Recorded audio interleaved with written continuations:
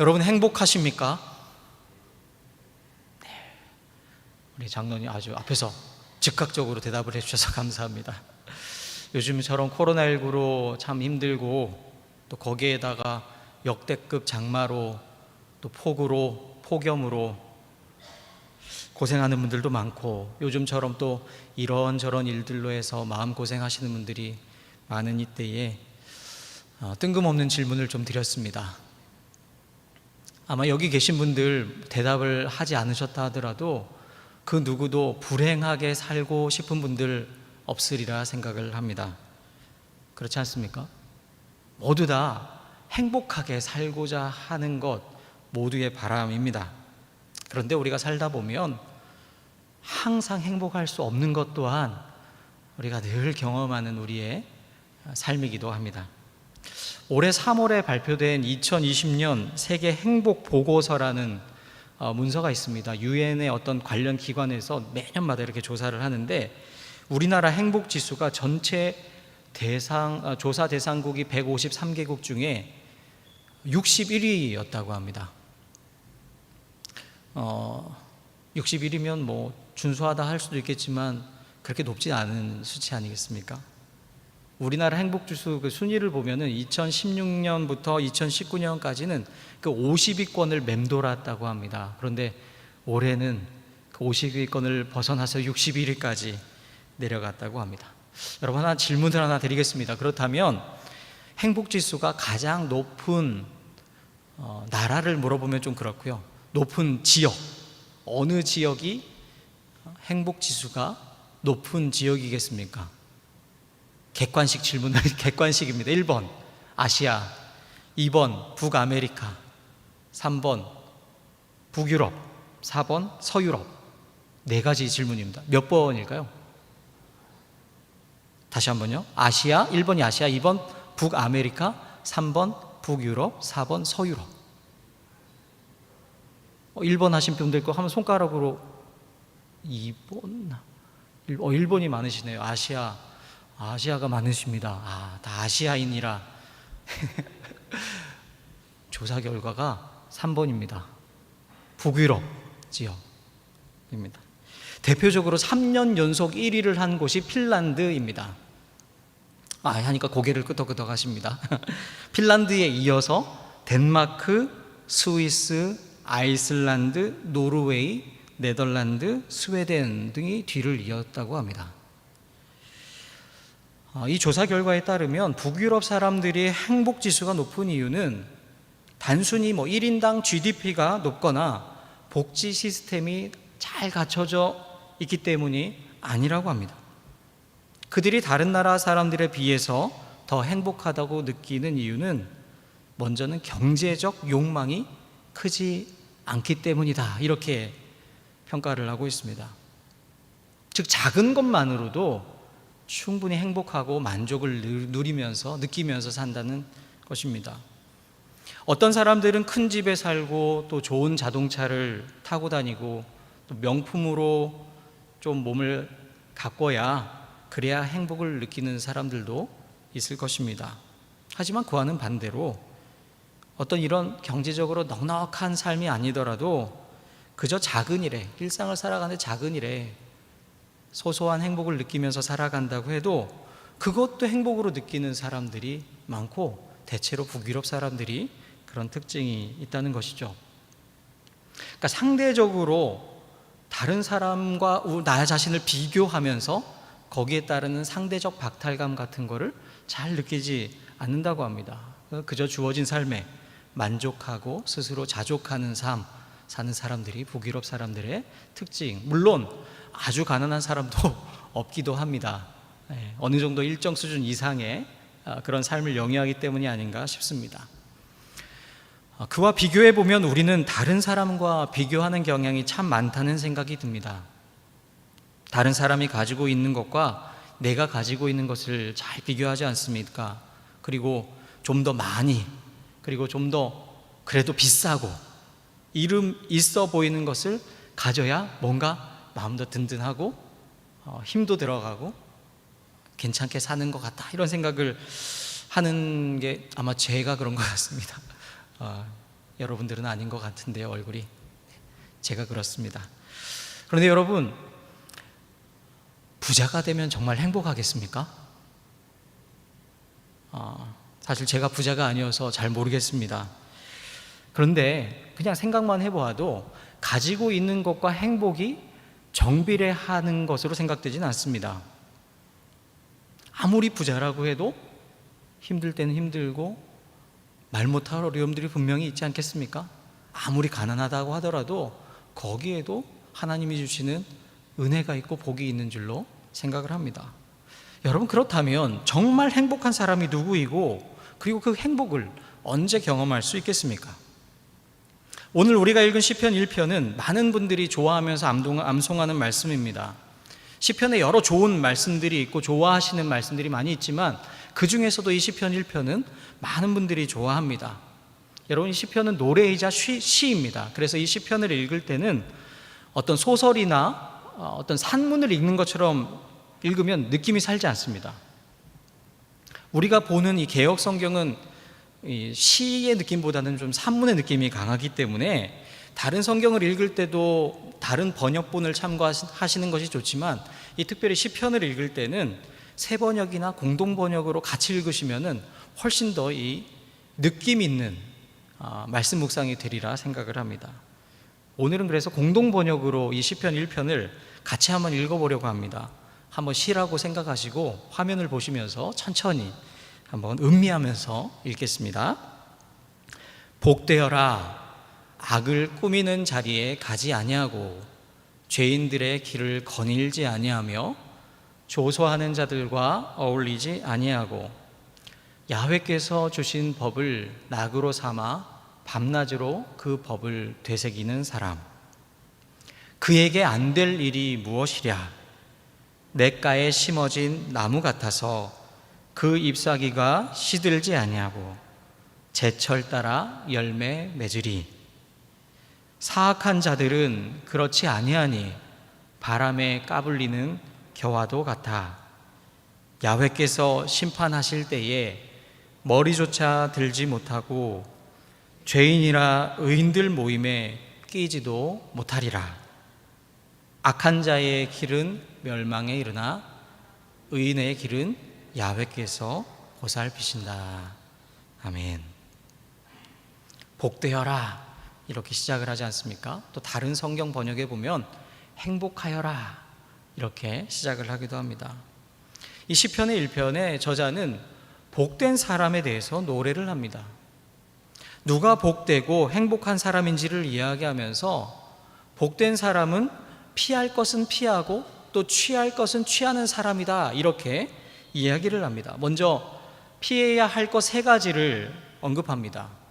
피해야 할 것 세 가지, 악인의 꾀, 죄인의 길, 그리고 오만한 자의 자리, 이것을 피해라 합니다. 왜 시편의 저자는 피해야 할 것 세 가지를 먼저 이야기하겠습니까? 여러분, 이 세 가지는 우리가 너무나 쉽게 접할 수 있기 때문에 그런 것 아니겠습니까? 만약 쉬운 것이 아니라면 그렇게 경고를 할 필요도 없습니다. 하지만 우리가 세상을 살다 보면 선한 일을 도모하고 또 다른 사람을 칭찬하고 격려하면서 의로운 일을 추진하는 것에는 쉽게 마음을 움직이는 경우가 그리 많지 않습니다. 오히려 다른 사람을 비방하거나 험담을 하고 뒤에서 욕을 하는 것에는 이상하게도 우리의 귀가 의도하지 않게도 귀가 솔깃해지고 반응도 하게 되고 집중도 하게 되고 그것이 또 뇌 속에 남아서 뇌리에 남아서 이게 맴도는 경우가 상당히 많다는 것이죠. 지난 2018년 3월에 미국 MIT 공대에서 한 연구조사 결과를 발표한 것이 있습니다. 그 조사는 사회관계망 서비스, 우리가 SNS라고 하는 거기에서 가짜뉴스와 진짜뉴스가 퍼져나가는 속도와 영향에 관한 조사였습니다. 한마디로 조사의 결론은 가짜뉴스가 진짜뉴스보다 더 빨리 더 많이 퍼져나간다라는 것이 결론입니다. 이 연구진들이 2006년부터 2017년 사이에 있었던 사실 여부가 증명이 된 어떤 검증된 뉴스들을 대상으로 쭉 조사를 했습니다.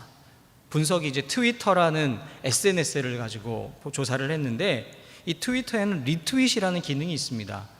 다시 트윗을 보내는 것을 리트윗이라고 합니다. 즉, 이것은 내가 공유하고 싶은 거다 하면 리트윗 누르면 자신들을 따르는 사람들에게 소식이 쫙 전달이 되는 그런 기능입니다. 이것을 가지고 한번 조사를 분석을 했는데, 연구진의 분석 결과 가짜뉴스는 진짜 뉴스보다 리트윗되는 비율이 70%가량 높았다고 합니다. 그리고 또 가짜뉴스의 전파 속도는 진짜 뉴스보다 최대 20배가량 더 빨랐다고 합니다. 이건 이제 전체를 했을 때 그 정도이고, 그 중에 1,500명에게 전달되는 속도를 비교해 보니 진짜 뉴스는 가짜 뉴스보다 6배 더 많은 시간이 걸렸다고 합니다. 그러니까 이 가짜 뉴스가 6배 더 빨리 진짜 뉴스보다 더 확 짧은 시간에 퍼지게 된다는 것을 보여주고 있습니다.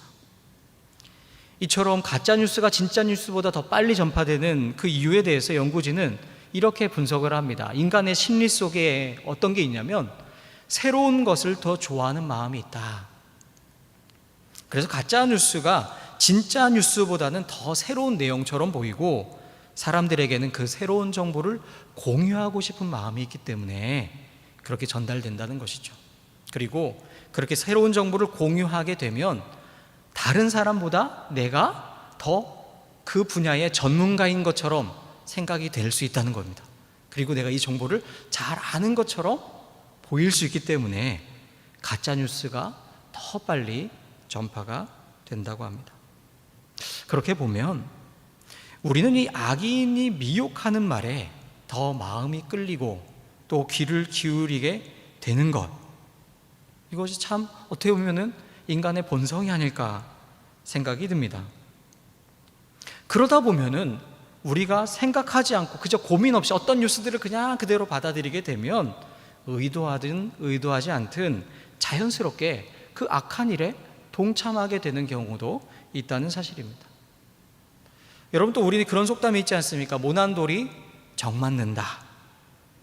그래서 모난 돌처럼 살지 않아야 세상을 지혜롭게 사는 것으로 생각하기도 합니다. 때로는 의롭게 살려고 하면 모난 돌 취급을 받기도 합니다. 실제로 강직한 사람을 별로 좋아하지도 않기도 합니다. 그저 때로는 좋은 게 좋은 거야 하는 식으로 세상을 살아야 좀 더 편하게 살 수 있다, 이렇게 생각을 합니다. 그런데 그렇게 살다 보면 어떠한 잘못, 죄에 대해서도 죄마저도 합리화하는 잘못을 범할 수도 있는 것 아니겠습니까? 그 길이 바로 죄인의 길에 함께하는 것이고, 그러면 사실은 이 죄인의 길에 함께하는 것은 그리 어려운 일이 아니라는 말씀입니다. 오만한 자리에 앉는 것도 그리 어렵지 않습니다. 우리는 어떻게든 다른 사람들보다 더 높은 자리에 앉기를 좋아합니다. 아무도 알아주지 않는 어두운 곳에 있기보다는 사람들이 알아볼 수 있도록 밝은 곳에 있기를 좋아합니다.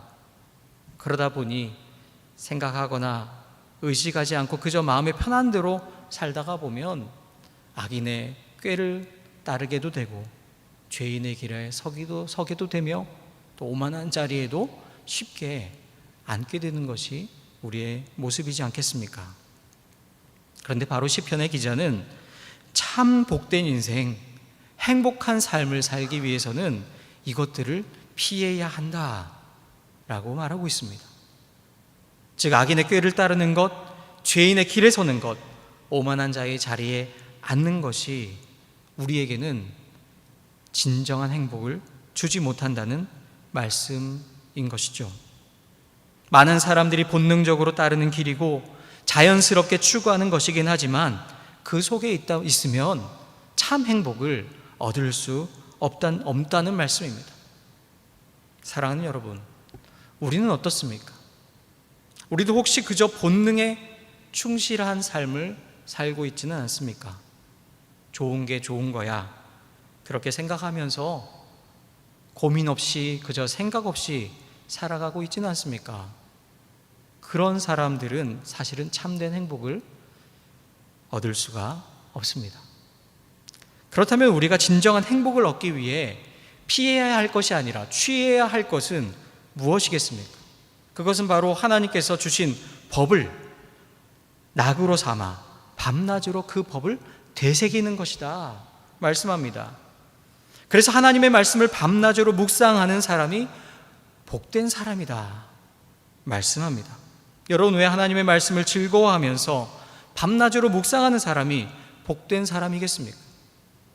앞에서 피해야 할 것 세 가지를 말씀드렸지만 우리는 쉽게 악한 일에 동참하게 되고 죄인의 길에 서게도 되며 오만한 자리에 앉는 것도 굉장히 자연스럽게 느껴지는 세상을 살고 있습니다. 그런데 우리가 그렇게 살지 않으려면 생각을 해야 한다는 것입니다. 좀 힘들 수는 있지만 우리 삶에 일어나는 일들에 대해 전후 상황을 살피고 또 그 속에 담겨있는 의미를 파악해야 합니다. 그리고 그러한 과정에서 우리가 판단을 하는 그 판단의 기준이 바로 하나님의 말씀, 하나님의 율법, 하나님의 말씀인 것입니다. 우리나라 근현대사에 사상가로 아주 큰 발자취를 남기신 함석헌 선생님이 계십니다. 함석헌 선생님이 1958년 8월에 그 당시에 가장 지식인들이 많이 보는 사상계라는 잡지에 생각하는 백성이라야 산다라는 글을 실었습니다. 그 글의 부제가 6.25 싸움이 주는 역사적 교훈이라는 부제가 달려 있습니다. 이 글을 발표할 때가 한국전쟁이 끝난 지 5년쯤 지났을 때의 일이었습니다. 그 중에 한 부분을 제가 소개해 드리려고 합니다. 한번 잘 보십시오. 모든 일에는 뜻이 있다. 모든 일은 뜻이다. 뜻에 나타난 것은 일이요 물건이다. 사람의 삶은 일을 치름, 경험이다. 치르고 나면 뜻을 안다. 뜻이 된다. 뜻에 참여한다. 뜻 있으면 있다. 존재한다. 뜻 없으면 없다. 무다. 뜻이 있음이요 있음은 뜻이다. 하나님은 뜻이다. 모든 것의 밑이 뜻이요 모든 것의 끝이 뜻이다. 뜻 품으면 사람, 뜻 없으면 사람 아니. 뜻 깨달으면 흙, 전쟁을 치르고도 뜻도 모르면 개요 돼지다. 영원히 멍에를 메고 맷돌질하는 당나귀다. 이 함석헌 선생님은 뜻을 굉장히 중요하게 생각합니다. 그리고 그 뜻을 한마디로 하나님이라고 말합니다. 일을 치르고도 어떤 사건을 치르고도 뜻을 모르면 그것은 짐승과 다를 바 없다. 어떤 6.25라는 민족, 우리가 가장 큰 동족 상잔의 아픔을 겪고 나서도 거기에 담겨있는 뜻을 알지 못한다면 아까 글에서 표현한 대로 짐승과 다를 바 없다라는 것, 그 표현 아니겠습니까? 그래서 뜻을 알려면 생각해야 한다 말합니다. 그래서 글의 제목이 생각하는 백성이라야 산다입니다. 여러분, 그렇습니다. 생각해야 살 수 있습니다. 생각하지 않으면 살 수가 없습니다. 우리 신앙인들이 추구하는 것이 무엇이겠습니까? 우리 신앙인들이 나의 생각, 나의 뜻을 추구하는 것 아니지 않습니까? 우리 신앙인들이 추구하는 것은 하나님의 생각, 하나님의 뜻입니다. 여러분, 그렇다면 우리가 어떻게 하나님의 뜻을 알고 그 하나님의 생각을 품을 수가 있겠습니까? 다른 길이 어디 있겠습니까? 하나님 말씀 외에는 없다는 것입니다. 그래서 시편의 기자가 주님의 율법을, 주님의 말씀을 즐거워하면서 밤낮으로 묵상하는 사람이 참으로 복된 사람이다, 행복한 인생이다 이야기합니다. 여러분, 어떻습니까? 하나님의 말씀을 우리는 즐거워하고 있습니까? 우리는 하나님의 말씀을 가까이 하면서 밤낮으로 묵상하고 있습니까? 사실 우리 한국교회는 성경인 이 하나님의 말씀을 가까이 하는 아주 좋은 전통을 가지고 있습니다. 어떤 방법을 통해서라도 하나님의 말씀을 가까이 하고자 애쓰는 우리 신앙인들이 참으로 많습니다. 이번 코로나19를 경험하면서도 여러 교우들이 교회에 모일 수가 없으니 어떻게든 이 모여볼까 여러 가지 방법을 생각을 하던 중에 온라인에서 누가 시작했는지는 모르지만 성경 필사, 성경을 쓰는 릴레이를 하는 분들을 굉장히 많이 보았습니다. 교회 차원에서도, 교회 내 부서 차원에서도, 아니면 개인적으로도 시편의 한 장의 말씀을 쓰고 그 다음 사람은 이것을 이어가십시오 이렇게 3명 정도 추천을 하면서 그것을 사진으로 올리고 하면서 계속 릴레이로 성경을 써나가는 것들을 보았습니다. 이것이 무슨 일이겠습니까? 어떻게든 하나님의 말씀을 가까이 하려고 하는 그 선한 마음에서 나온 것 아니겠습니까? 또한 우리는 성경 암송이라는 것도 즐겨합니다. 제가 20년 전에 이 여수 순천 지역을 잠시 온 적이 있습니다. 중앙교회를 온 건 아니고요. 20년 전에 2000년이죠. 그때 청년부 여름 수련회를 여수 애양원에서 했습니다. 2박 3일 동안 여수 애양원의 그 성산교회에서 먹고 자면서 거기에서 프로그램을 진행을 했습니다. 그때 평생 애양원에 살면서 교회를 섬기신 어른들을 만날 수가 있었습니다.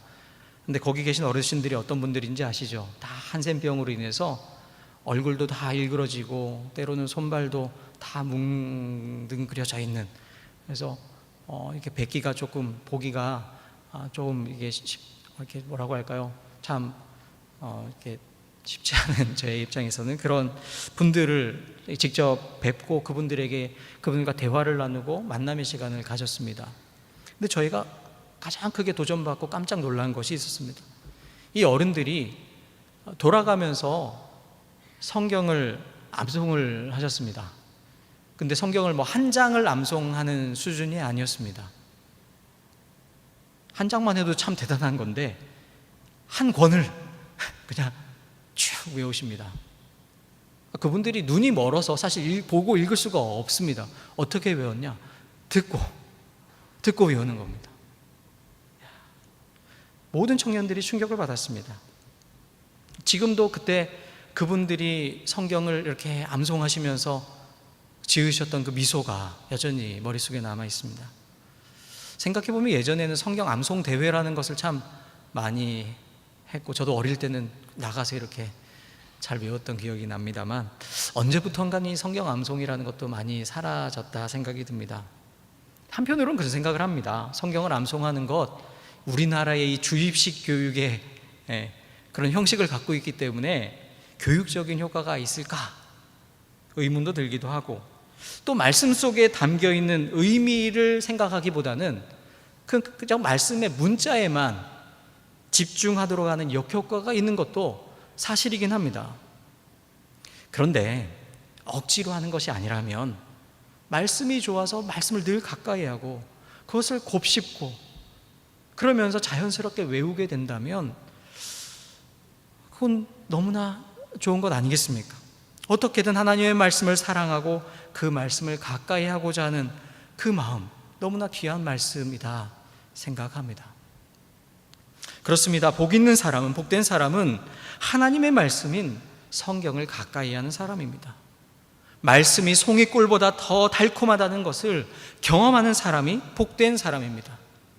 때로는 말씀이 우리의 심령과 골수를 찔러 쪼개기까지 하면서 하나님 앞에 온전히 엎드리도록 하는 그 말씀의 능력을 경험하는 사람이 바로 복 있는 사람입니다. 진정한 행복한 사람입니다. 여러분, 하나님의 말씀을 기준으로 삼아서 밤낮으로 곱씹으면서 어떻게든 그 말씀에 따라 살아가려고 하는 사람이 어떻게 그 속에 악인의 꾀가 들어올 수 있겠습니까? 그런 사람이 어떻게 죄인의 길에 설 수 있겠습니까? 그러한 사람이 오만한 자리에 앉을 수 있겠습니까? 그럴 수 없습니다. 그런데 여러분, 말씀을 가까이 하는 것은 너무나 당연하고 중요합니다. 하지만 오늘 이 2020년을 살아가는 이 시대에는 한 걸음 더 나아가 꼭 기억해야 할 것이 있습니다. 말씀을 그저 가까이 하는 것을 넘어서서 말씀을 이제는 좀 제대로 보는 것이 필요하다는 것입니다. 왜냐하면 같은 말씀을 보고서도 제대로 이해하지 못해 잘못된 길로 가는 경우가 이 시대에 너무나 많기 때문에 그렇습니다. 여러분, 대표적인 예가 이단 신천지이지 않겠습니까? 그들이 보는 성경과 우리가 보는 성경이 다른 성경입니까? 그렇지 않습니다. 물론 그들은 개역 한글판만 보긴 하지만 개역 한글판이나 개역 개정판이나 단어는 조금 틀릴지 모르나 내용은 같은 내용입니다. 그런데 같은 성경을 보고도 틀린 해석을 합니다. 성경의 문자를 읽는 것 자체가 중요하지 않고 그 속에 담겨 있는 하나님의 메시지를 어떻게 이해하고 해석하느냐 하는 것이 중요하다는 말씀입니다. 여러분, 우리가 어떻게 하나님의 말씀을 잘못 이해하지 않고 바르게 해석하고 바르게 정말 이해할 수 있겠습니까? 마커스 보그라는 유명한 신학자가 그의 책에서 그리스도교 신앙을 말하다라는 책에서 우리 그리스도인들이 하나님의 말씀인 성서를 어떻게 대해야 하는지 이렇게 이야기를 해주고 있습니다. 제가 소개를 해드리려고 합니다.